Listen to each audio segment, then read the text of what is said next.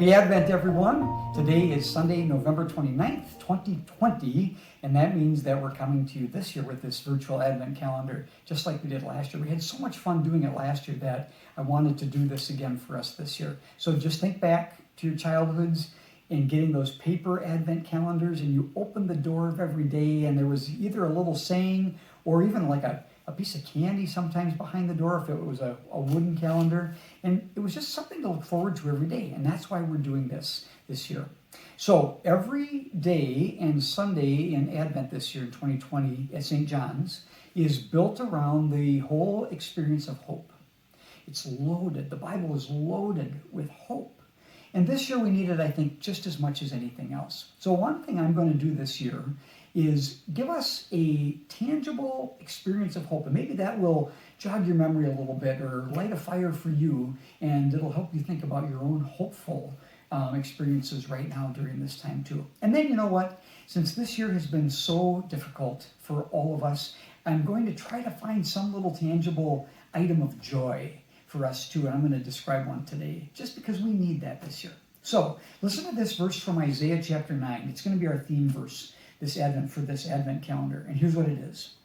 The people who walked in darkness have seen a great light. Those who lived in a land of deep darkness, on them light has shined. You remember that verse because it's read every single year on Christmas Eve. So let's light our first candle. And if you don't have purple or pink candles at home, or blue ones for Advent, you can use any candles, but just find 4 candles and light them. Light one every single Sunday until you get to the 4th one right before Christmas.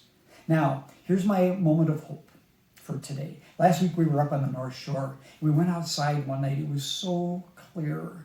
Haven't seen it that clear in a long time. And we looked up and we saw more stars than we could count. It was just marvelous. We stood there in awe. And then as we turned, guess what we got to see?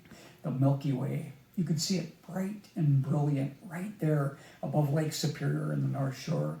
Now, that always reminds me, especially when I see those stars like that, so brilliant that they just stopped us in our tracks and made us wonder about them. It reminds me how much hope those stars give me. You know why? They are the exact same stars in our galaxy that Isaiah saw when he wrote this passage in chapter 9 of Isaiah, and they're the same stars that the shepherds saw that drew them to the manger when Jesus was born 2,000 years ago. Or when a couple of years later the wise men came from the east, they followed the same stars, and there was something so brilliant about them that it gave them so much hope and expectancy that they couldn't not go. They had to go, and look what they found when they found their way there and followed the light. They found Jesus, the Savior of the world. That's our joy during this season of Advent. So here's my joy for today. Candy cane. This just came in the mail from Paula's sister, my sister-in-law. Yesterday, we all got one. And here's what it reminds me of. When we were kids, we thought we were so smart because we turned them upside down. Instead of calling them candy canes, we called them J-canes. For Jesus. Oh boy. Hadn't thought of that before by anyone, huh?